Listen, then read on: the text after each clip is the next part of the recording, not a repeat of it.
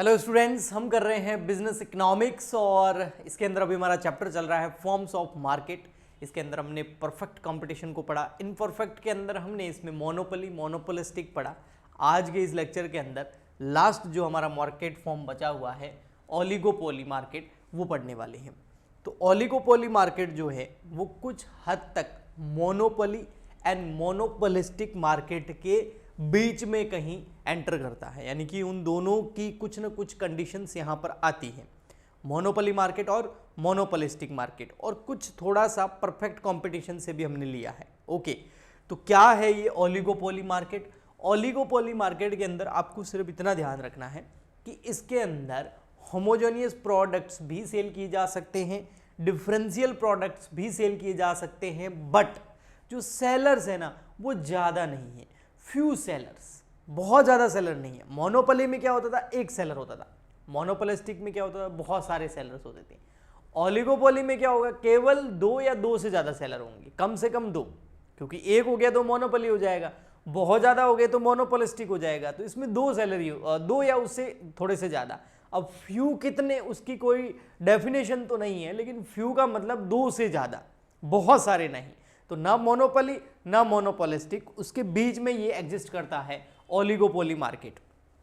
अगर आप हमारे मार्केट को देखें तो बहुत सारे प्रोडक्ट्स ऐसे हैं, बहुत सारी कमोडिटीज़ ऐसी हैं जो कुछ फर्म्स मिलके ही पूरे मार्केट में सप्लाई करती है, कंट्रोल करती है। जैसे हम ऑटोमोबाइल को ले लें, है ना, जैसे जो हमारी कारें बनाने वाली कंपनीज़ हैं, तो कोई बहुत ज़्यादा नहीं है, अगर आप चाहे तो आराम से काउंट कर सकते हैं उनको, ठीक है। जैसे सीमेंट बनाने वाली कंपनी है, वो भी कोई बहुत ज़्यादा सीमेंट बनाने वाली कंपनी नहीं है, 4-5 कंपनीज हैं मेन जो मार्केट को जो है कंट्रोल करती हैं। तो ये जो मार्केट है ये ओलिगोपोली के अंदर आता है। आइए मैं आपको यहाँ पर बताता हूँ। Oligopoly refer to a market situation, एक ऐसी market situation in which there are few firms selling homogeneous और डिफरेंशिएटेड प्रोडक्ट्स। होमोजेनियस प्रोडक्ट भी बेच सकती है, जैसे सीमेंट वाला जो मैंने एग्जांपल दिया, उसमें फ्यू फर्म्स हैं, बहुत ज़्यादा भी नहीं है और एक भी नहीं है ना, 5-6 फर्म्स हैं, 5-6 कंपनीज हैं जो मिलकर के होमोजेनियस प्रोडक्ट बेचती है, जिसका नाम है सीमेंट, क्योंकि कोई ज़्यादा डिफरेंट नहीं है, कोई फीचर थोड़ी उसके अंदर चेंज हो जाएंगे सीमेंट के अंदर। ओके, लेकिन अगर हम कार मैन्युफैक्चरिंग की, ऑटोमोबाइल्स की बात करें तो वहाँ पर डिफरेंट होते हैं बिल्कुल प्रोडक्ट, कुछ फीचर्स अलग देती है, कुछ फीचर्स अलग देती है, किसी की रेंज अलग होती है, इंजन अलग होता है, बॉडी अलग होती है, स्ट्रक्चर अलग होता है ना। तो बहुत सारे डिफरेंशियल प्रोडक्ट वहाँ पर आपको देखने को मिलते हैं, लेकिन वो भी ओलिगोपोली है, क्योंकि उसके अंदर भी बहुत सारी कंपनीज नहीं है, फ्यू कंपनीज उसके अंदर काम करती हैं।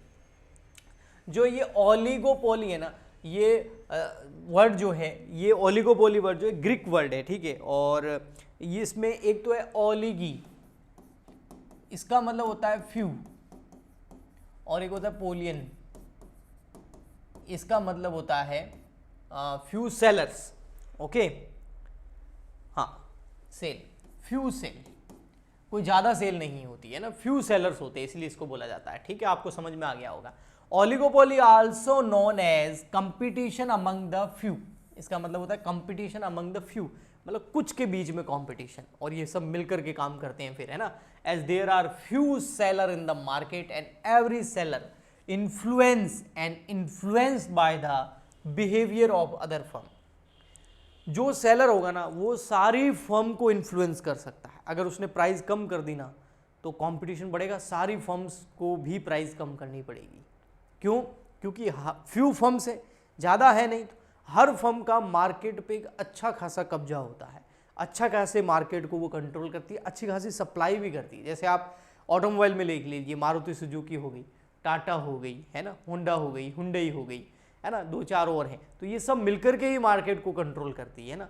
तो एक फर्म सभी को इन्फ्लुएंस कर सकती है और सारी फर्म मिलकर के किसी एक को भी इन्फ्लुएंस कर सकती है। तो एक फर्म इन्फ्लुएंस मार्केट को कर भी सकती है अपने कॉम्पिटिटर को, और उनसे इन्फ्लुएंस हो भी सकती है। अगर एक कंपनी कोई अच्छे फीचर्स वाली कोई बढ़िया लॉन्च कर दी, उसने प्रोडक्ट लॉन्च कर दिया, कार लॉन्च कर दी, तो अब सबको ही उसी फीचर्स से रिलेटेड कुछ ना कुछ करना पड़ेगा।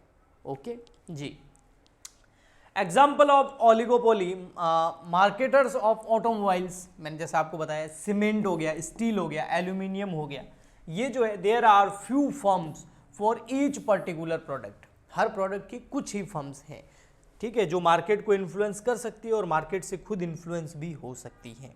ओके, चलिए हम देखते हैं इसके ओलिगोपोली कंपटीशन या मार्केट जो है उसके हम कुछ फीचर्स देखते हैं। तो फर्स्ट फीचर तो हमको बिल्कुल अच्छे से समझ में आ ही गया होगा, वो है फ्यू फर्म्स, बहुत ज़्यादा फर्म्स नहीं होती है, कुछ फर्म होती है। Under oligopoly there are few large firms, the exact number of firm is not defined, exact number जैसा मैंने बताया डिफाइंड नहीं है, लेकिन कम से कम 2 या उससे ज़्यादा, क्योंकि एक हो गई तो मोनोपोली, बहुत ज़्यादा हो गई तो मोनोपोलिस्टिक में चला जाएगा। Okay, each firm produce a significant portion of the total output, मैंने बोला ना 4-5 ही होते हैं तो पूरे मार्केट को वही कंट्रोल करते हैं, पूरी सप्लाई करते हैं, तो उनका मार्केट शेयर हर फर्म का अच्छा खासा होता है। Okay, next, interdependence, firm under oligopoly are interdependent, सब इंटरडिपेंडेंट होती है, किसी का किसी के ऊपर दूसरी फर्म के ऊपर कंट्रोल नहीं होता है। Interdependent mean that actions of one firm affect the actions of other firm, एक फर्म ने एक्शन लिया ना तो सारी फर्म पर उसका प्रभाव पड़ेगा। ओके, और वो दूसरी फर्म के एक्शन से खुद प्रभावित भी हो सकती है। नॉन प्राइज कंपटीशन, प्राइज वाला कंपटीशन नहीं होता है, क्यों? क्योंकि वो अवॉइड करना चाहते हैं प्राइज कंपटीशन को, क्योंकि उससे क्या होता है, प्राइज वॉर छिड़ जाता है, और जब प्राइज वॉर छिड़ता है ना तो फिर सारी जो भी 4-5 फ्यू फर्म्स है ओलिगोपोली मार्केट कंपटीशन में काम करती हैं, उन सबको लॉस होता है।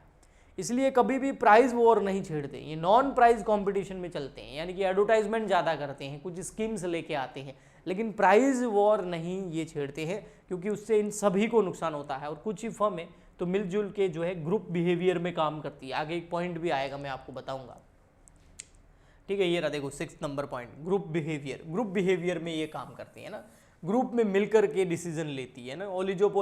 Oligopoly firms prefer group decision that will be protect the interest of all the firm, group में मिलकर के डिसीजन लेती है बहुत सारे, ताकि सभी फर्म्स के इंटरेस्ट को प्रोटेक्ट किया जा सके। रोल ऑफ सेलिंग कॉस्ट, इनमें रोल ऑफ सेलिंग कॉस्ट बहुत ज़्यादा होता है, सेलिंग कॉस्ट का रोल बहुत ज़्यादा होता है। मोनोपोलिस्टिक मार्केट में इतना नहीं होता, और मोनोपोली में तो सेलिंग कॉस्ट होती ही नहीं है, लेकिन मोनोपोलिस्टिक मार्केट में सेलिंग कॉस्ट जो होती है उससे कहीं ज़्यादा गुना ओलिगोपोली में होती है, क्योंकि यहाँ पर मेन है प्राइस के अंदर तो आप लड़ नहीं सकते, प्राइस वॉर आप छेड़ नहीं सकते, तो आप अपने प्रोडक्ट की जो सेल है वो कैसे बढ़ाओगे, आप सेलिंग कॉस्ट बढ़ाओगे, मार्केटिंग करोगे, एडवर्टाइजमेंट करोगे, है ना। कोई बड़ा सेलिब्रिटी आएगा, वो आपकी कार चलाएगा, लोगों को वो ऐड दिखेगा, है ना, तो इस तरीके से इन्फ्लुएंस किया जाता है। वो सेलिब्रिटी फ्री में तो करेगा नहीं, बहुत पैसे लेगा, तो सेलिंग कॉस्ट बहुत ज़्यादा होती है इसके अंदर। Barriers to entry of the firm, नई फर्म को कैसे एंटर होने देंगे, सब मिलकर के उसको मार नहीं देंगे, है ना, सारी फर्म मिलकर के उसको उसकी धजिया उड़ा देगी, क्योंकि नई फर्म को ये कभी भी एंटर आसानी से होने नहीं देते, है ना। The main reason of few firms under oligopoly is the barrier, सारी फर्म्स जो है वो बैरियर की तरफ काम करती है, which prevent entry of new firm into the industry, अपनी इंडस्ट्री में न्यू फर्म को इतना आसानी से आने देते नहीं है ये।